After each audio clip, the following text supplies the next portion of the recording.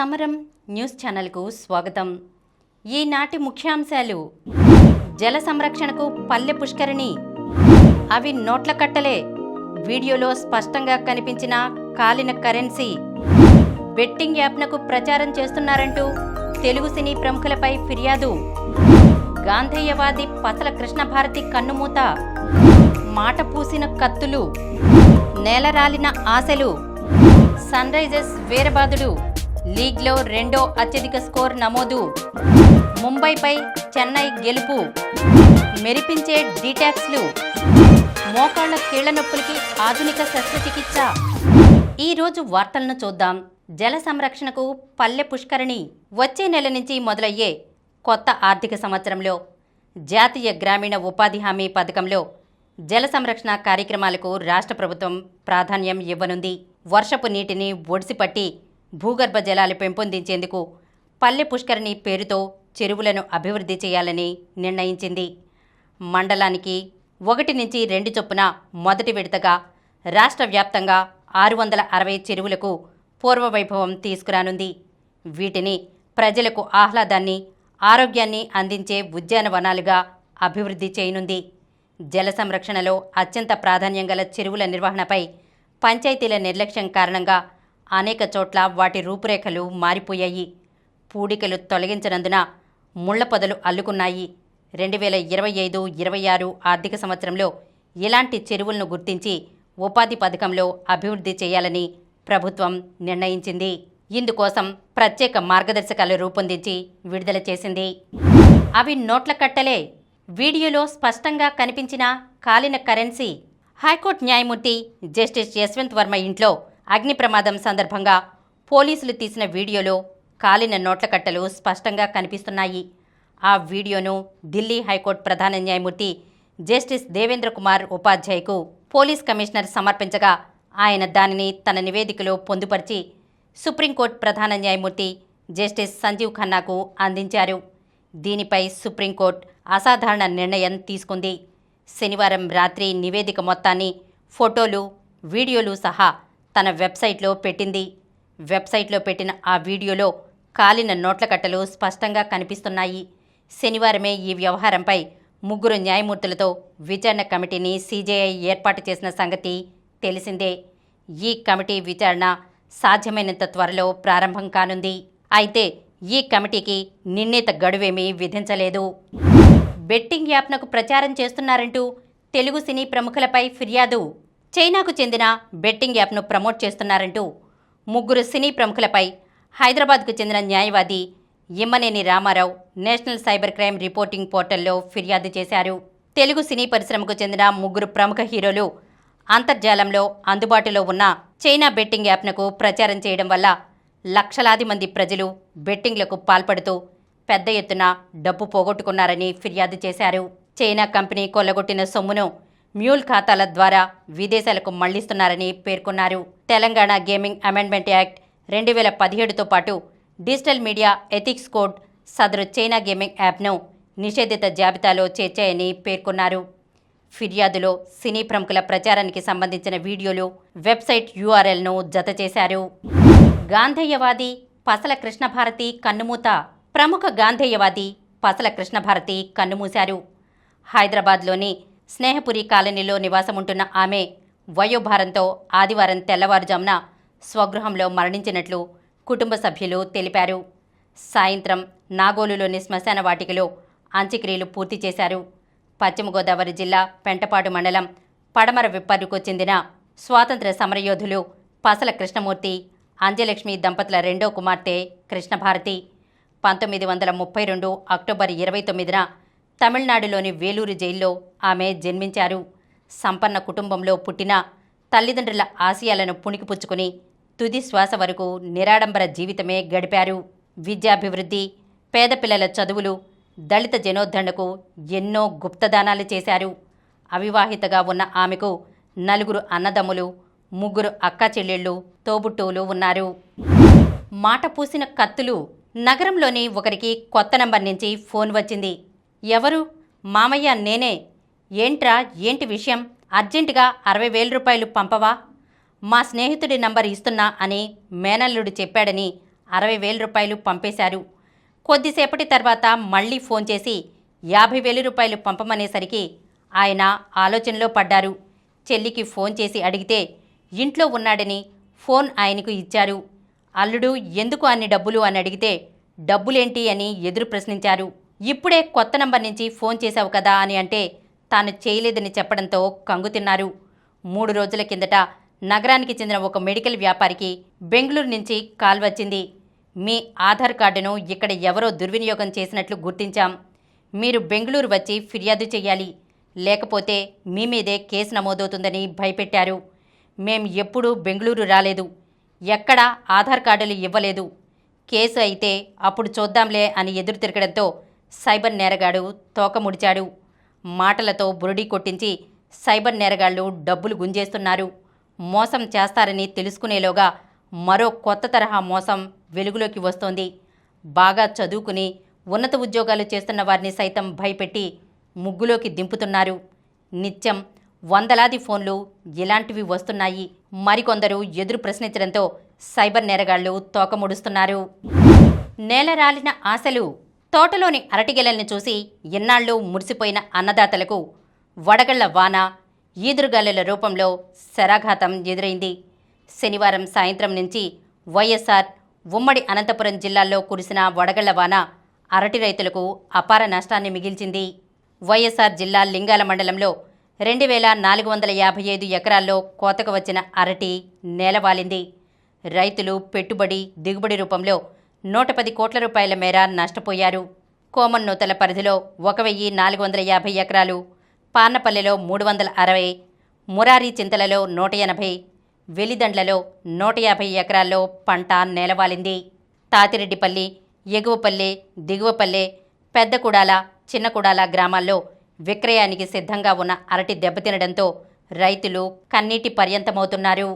వడగళ్ల వానకు అరటిగెళ్లపై మచ్చలు వచ్చాయని, ప్రభుత్వం పంట కొనుగోలు చేయాలని రైతులు కోరుతున్నారు.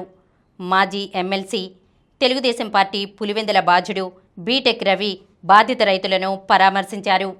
ప్రభుత్వం నుంచి పరిహారం అందేలా చర్యలు తీసుకుంటామని హామీ ఇచ్చారు. సన్ రైజర్స్ వీరబాదుడు. లీగ్లో రెండో అత్యధిక స్కోర్ నమోదు. పుష్కర కాలం పాటు నిలిచిన ఐపీఎల్ అత్యధిక స్కోరు రికార్డును ఒకే సీజన్లో 3 సార్లు దాటి సంచలనం రేపిన జట్టు సన్ రైజర్స్ హైదరాబాద్. లీగ్లో అప్పటిదాకా చూడని విధంగా ఆ జట్టు బ్యాటర్లు సాగించిన విధ్వంసకాండ ఒక చరిత్ర. కొత్త సీజన్లో హైదరాబాద్ ఇంకా రెచ్చిపోతుందని, 300 స్కోరుతో రికార్డు నెలకొల్పడమూ ఖాయమన్న అంచనాలు. ఈ అంచనాలకు ఏమాత్రం తగ్గేదే లేదని చాటింది సన్ రైజర్స్. ఐపీఎల్ 18ను సన్ రైజర్స్ హైదరాబాద్ తన మార్కు విధ్వంసంతో మొదలుపెట్టింది. ఆదివారం సొంతగడ్డపై రాజస్థాన్ బౌలింగ్ను ఊచకోత కోసిన సన్ రైజర్స్ 44 పరుగుల తేడాతో గెలిచింది. మొదట ఇషాన్ కిషన్ 47 బంతుల్లో 106 నాటౌట్. విధ్వంసక సెంచరీకి ట్రావిస్ హెడ్ 31 బంతుల్లో 67, క్లాసెన్ 14 బంతుల్లో 34, నితీష్ కుమార్ రెడ్డి 15 బంతుల్లో 30, అభిషేక్ శర్మ 11 బంతుల్లో 24 మెరుపులు తోడవడంతో సన్ రైజర్స్ 6 వికెట్లకు 286 పరుగులు చేసింది. అనంతరం రాయల్స్ కూడా బ్యాట్తో ధీటైన బదులే ఇచ్చినప్పటికీ చివరికి 6 వికెట్ల నష్టానికి 242 పరుగులకు పరిమితమైంది. వేలి గాయం వల్ల ఇంపాక్ట్ ప్లేయర్గా ఆడిన సంజు శాంసన్ 37 బంతుల్లో 66తో పాటు ధ్రువ్ జురేల్ 35 బంతుల్లో 70, హెటిమయర్ 23 బంతుల్లో 42, శుభం దుబే 11 బంతుల్లో 34 నాటౌట్ చెలరేగారు. సిమర్జీత్, హర్షల్ పటేల్ రాయల్స్ను దెబ్బతీశారు.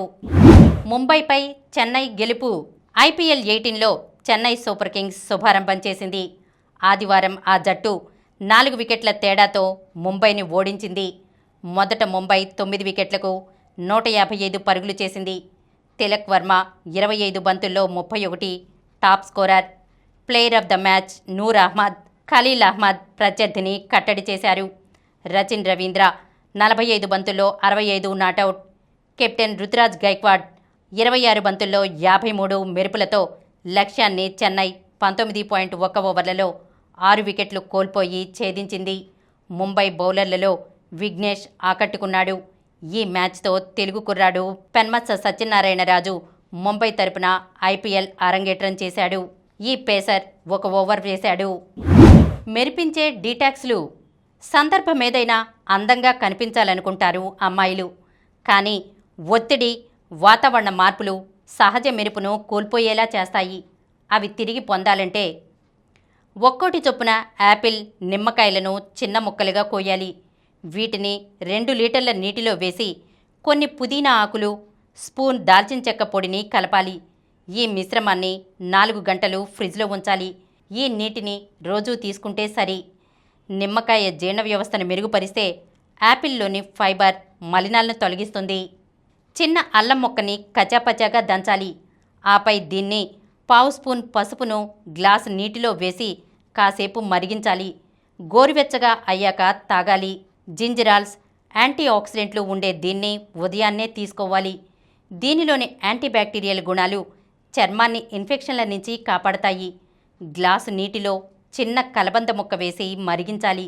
ఆపై గోరువెచ్చగా అయ్యాక తాగాలి. అవసరమైతే తేనెని కలుపుకోవచ్చు.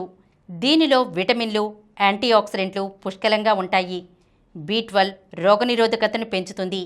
ఈ, సి, బి విటమిన్లు కాల్షియం, మెగ్నీషియం, ఫోలిక్ యాసిడ్లు కొలాజిన్ ఉత్పత్తిని, తద్వారా చర్మంలో సాగే గుణాన్ని పెంచుతాయి. మోకాళ్ల కీళ్ల నొప్పులకి ఆధునిక శస్త్రచికిత్స. ఆధునిక యుగంలో వైద్య విజ్ఞానం అరిగిపోయిన మోకాళ్ల కీళ్ల శస్త్రచికిత్స విషయంలో ఎంతో పురోగతి సాధించింది. ఈ శస్త్రచికిత్సల గురించి అర్థం లేని అపోహలతో చాలామంది తమ జీవితాలను వ్యర్థం చేసుకుంటున్నారు. అపోహలు విడనాడండి. వైద్యశాస్త్రం సాధించిన ప్రగతితో జీవితాలని సుఖవంతం చేసుకోండి అని ప్రముఖ orthopaedic surgeon doctor K Pavan Kumar పేర్కొన్నారు. వాసవ్య నర్సింగ్ హోంలో డాక్టర్ సమరం అధ్యక్షతన శనివారం జరిగిన ఆరోగ్య సదస్సులో ఆయన ముఖ్య అతిథిగా పాల్గొని మోకాళ్ల కీళ్ల నొప్పులు, అపోహలు, నిజాలు అంశంపై సవివరంగా ప్రసంగించారు. ఆయన మాట్లాడుతూ మోకాళ్ల కీళ్ల మార్పిడి ఆపరేషన్లు కేవలం వయసు మళ్లిన వారికే అనుకుంటారు. ఇది అపోహే తప్ప నిజం కాదు. కొంతమందికి కొన్ని వ్యాధుల వల్ల, కొన్ని పరిస్థితుల వల్ల చిన్న వయసులోనే కీళ్ల మార్పిడి తప్పనిసరి అవుతుందన్నారు. అటువంటి వాళ్ళు డాక్టర్ సలహా మేరకు ఎటువంటి జంకు లేకుండా ఆపరేషన్ చేయించుకోవచ్చన్నారు. ఈ రోజుల్లో వయసు మళ్లిన వాళ్లలో చాలామందికి గుండె ఆపరేషన్లు, మధుమేహం, రక్తపోటు వంటి వ్యాధులు ఉన్నాయని, ఇటువంటి వాళ్ళు ఈ శస్త్రచికిత్సలకి అర్హులు కాదని అనుకుంటారన్నారు. కానీ ఇవన్నీ ఉన్నప్పటికీ తగిన పరీక్షలు జరిపి ఫిట్నెస్ సరిగ్గా ఉన్నట్లయితే తప్పకుండా కీళ్ల మార్పిడి ఆపరేషన్ చేయించుకోవచ్చన్నారు. ఈ రోజుల్లో ఆపరేషన్ జరిగిన సాయంత్రానికే లేపి నడిపించడం ఉంటోందన్నారు. ఆపరేషన్ అయిన వాళ్ళు తగిన వ్యాయామం లేదా ఫిజియోథెరపీతో 2 వారాల్లోనే వాళ్ల పనుల్లోకి వెళ్లవచ్చన్నారు. ఈ ఆపరేషన్లు ఎంతో ఖరీదుతో కూడుకున్నవని, అవి సామాన్యులకి అందుబాటులో ఉండవని భావించడం సరికాదన్నారు. అరిగిపోయిన కీళ్ల నొప్పులతో ప్రతి ఒక్కరూ డాక్టర్ని సంప్రదించి సర్జరీ అవసరమని డాక్టర్ సలహా ఇస్తే ఎటువంటి జంకు లేకుండా చేయించుకోవచ్చన్నారు. సదస్సులో పాల్గొన్న పలువురు ప్రశ్నలు అడిగి సందేహ నివృత్తి చేసుకున్నారు. ఇప్పుడు కొన్ని సంక్షిప్త వార్తలను చూద్దాం. ఈ నెల 27న విజయవాడలో రాష్ట్ర స్థాయి ఇఫ్తార్ వేడుక. రంజాన్ మాసాన్ని పురస్కరించుకుని ఈ నెల 27న విజయవాడలో రాష్ట్ర స్థాయి ఇఫ్తార్ వేడుకను ప్రభుత్వం నిర్వహించనుంది. దీనికి ముఖ్యమంత్రి చంద్రబాబు హాజరు కానున్నారు. బ్లూ ఫ్లాగ్ పునరుద్ధరించి మాట నిలబెట్టుకున్నాం. పర్యాటక శాఖ మంత్రి దుర్గేష్ విశాఖలోని రుషికొండ బీచ్కు తాత్కాలికంగా రద్దు చేసిన బ్లూ ఫ్లాగ్ గుర్తింపును తిరిగి పునరుద్ధరించుకుని ఇచ్చిన మాట నిలబెట్టుకున్నామని రాష్ట్ర పర్యాటక శాఖ మంత్రి కందుల దుర్గేష్ శనివారం ఒక ప్రకటనలో తెలిపారు. త్వరలో సివిల్ అసిస్టెంట్ సర్జన్ల నియామకం. ప్రభుత్వాసుపత్రుల్లో 300 సివిల్ అసిస్టెంట్ సర్జన్లు, 300 మంది ఇన్ సర్వీస్ వైద్య నిపుణులను త్వరలో నియమించనున్నట్లు రాష్ట్ర వైద్య ఆరోగ్య శాఖ మంత్రి సత్యకుమార్ తెలిపారు.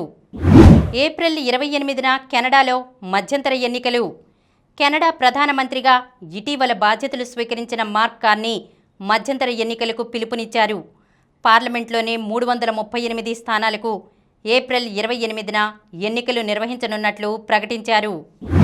కివీస్ దే టీ20 సిరీస్. అస్థిరతకు తాను మారిపేరని పాకిస్తాన్ క్రికెట్ జట్టు మరోసారి నిరూపించుకుంది. న్యూజిలాండ్తో 3వ టీ20లో 205 పరుగుల లక్ష్యాన్ని 16 ఓవర్లలోనే ఛేదించి రికార్డు సృష్టించిన పాక్ 4వ టీ20లో తేలిపోయింది. ఒక మ్యాచ్ మిగిలుండగానే సిరీస్ను కివీస్కు కోల్పోయింది. మరిన్ని వార్తా విశేషాలతో రేపటి సమరం న్యూస్ ఛానల్లో మళ్ళీ కలుద్దాం.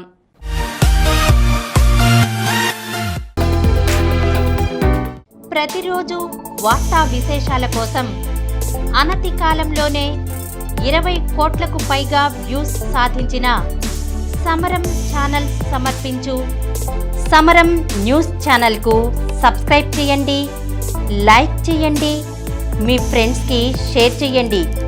అలాగే ప్రక్కనున్న గంట సింబల్ని ప్రెస్ చేయడం మర్చిపోకండి.